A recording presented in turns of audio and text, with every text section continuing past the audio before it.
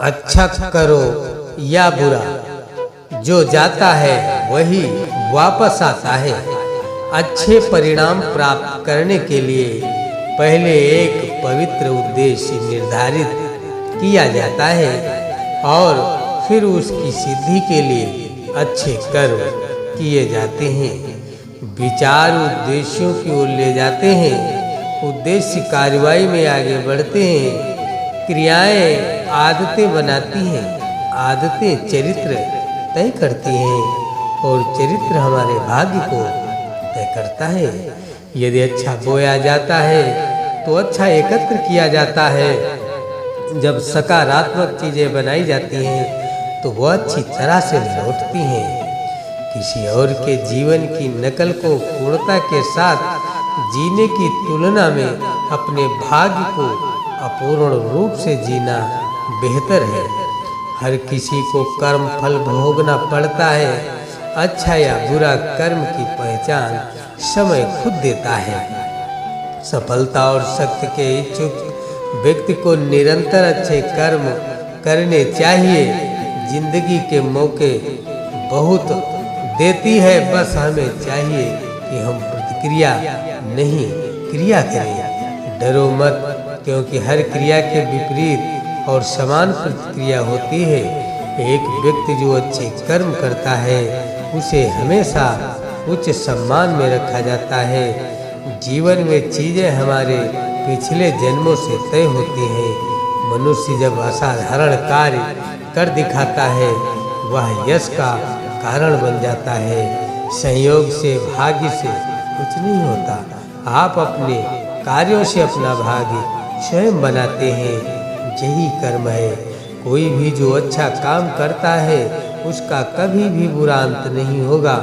यहाँ आने वाली दुनिया में बिना किसी लाभ की आशा के कर्म को निर्विकार भाव से करना चाहिए, क्योंकि शीघ्र ही फल अवश्य ही प्राप्त होता है।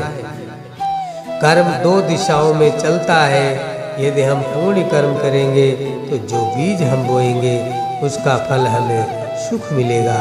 अगर हम गैर पुण्य कार्य करते हैं तो परिणाम भुगतना पड़ता है। कर्म पर महान लोगों के अनमोल विचार इसी प्रकार के होते हैं। हम जैसी फसल बोते हैं वैसी ही काटते हैं। ऐसा कर्म का क्षेत्र है। कर्म दो दिशाओं में चलता है।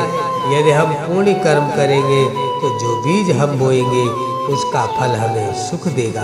अगर हम बुरे कार्य करते हैं तो हमें परिणाम भुगतना पड़ता है। जब आप एक अच्छे इंसान को देखते हैं तो उसके जैसा बनने के बारे में सोचें।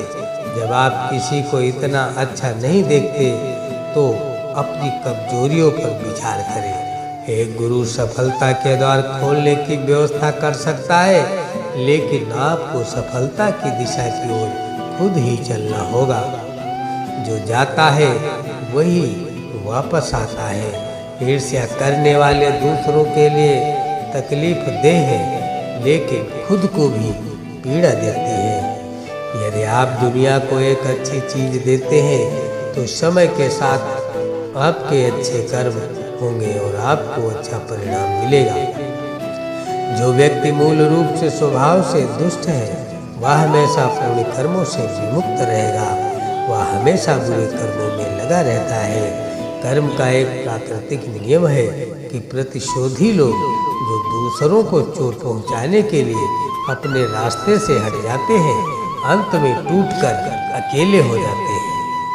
हमेशा कर्म में विश्वास रखें, अपना सर्वश्रेष्ठ दें। दृढ़ विश्वास के साथ स्वयं के स्वामी बने, अपनी किस्मत खुद तय करें। कर्म का समय होता है, आपको हमेशा नजर रखनी होगी। कर्म क्षमाशील है और हमेशा प्रतिफल मिलता है। गुरुत्वाकर्षण की तरह कर्म इतना बुनियादी है कि हम अक्सर इसे नोटिस भी नहीं करते। हिंदू धर्म के 3 अनिवार्य तत्व हैं: ईश्वर में विश्वास, वेदों में एक रहस्योद्घाटन, कर्म और स्थानांतरण के सिद्धांत में प्रकृति के अस्तित्व का मूल कारण आत्मा की शिक्षा है। इच्छा मुक्त नहीं होती। यह कारण और प्रभाव से बंधी हुई घटना है, लेकिन इच्छा के पीछे कुछ है जो स्वतंत्र है। हमारे विचार और हमारे शब्द कर्म जाल के धागे हैं जिन्हें हम अपने चारों ओर फेंक देते हैं। हम अपने ही कर्म से पीड़ित हैं, इसमें ईश्वर का दोष नहीं है। हम जो करते हैं वो हमारी अपनी गलती है और कुछ नहीं। हम किसी को दोष न दें, हम अपने कर्मों को दोष दें। कर्म तो मनुष्य ही करता है। प्रत्येक व्यक्ति के जीवन में एक मिशन होता है जो उसके सभी अनंत अतीत कर्मों का परिणाम होता है। अब असीम साहस और हृदय में अदम्य शक्ति के साथ तीव्र कर्मयोग की आवश्यकता है, तभी देश की जनता जागेगी। मित्र हो या शत्रु, वे सभी उसके हाथों में साधन है जो हमें सुख या दुख के माध्यम से अपने कर्मों का पूरा करने में मदद करते हैं। ऐसे में माँ सबका भला करे।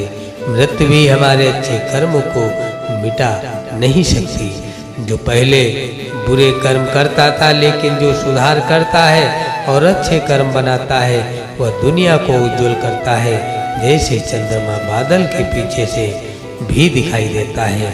सब कुछ दिमाग पर आधारित है, दिमाग से चलता है, दिमाग से बना है। यदि तुम अशुद्ध मन से बोलते और काम करते हो तो दुख तुम्हारे पीछे पीछे आएगा, जैसे बैलगाड़ी के पहिए बैल के परिचिन्हों पर चलते हैं। जैसे कोई फूलों के ढेर से ढेर सारी मालाएं बना सकता है, वैसे ही मनुष्य को जन्म और मृत्यु के अधीन अपने आप को बहुत अच्छे कर्म करना चाहिए। जब कार्यवाही कुछ नहीं से निकलती है तो कोई कर्म नहीं होता है।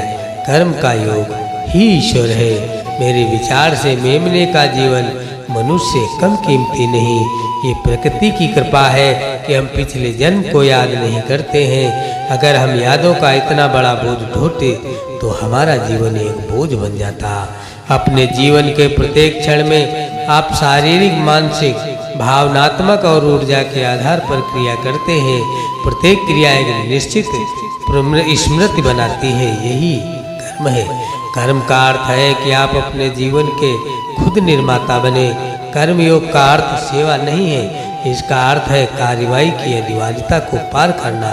कर्म ही तुम्हारा अस्तित्व और तुम्हारा बंधन है, और यदि आप इसे सही तरीके से संभालते हैं तो यह आपकी मुक्ति भी हो सकती है। आप जो कुछ भी करते हैं बस जांच ले, क्या यह सब आपके बारे में है या सभी की भलाई के लिए है, या अच्छे और बुरे कर्म के बारे में किसी भी भ्रम को दूर करता है। अतीत में आपने चाहे कितने भी कर्म किए हों, इस क्षण का कर्म हमेशा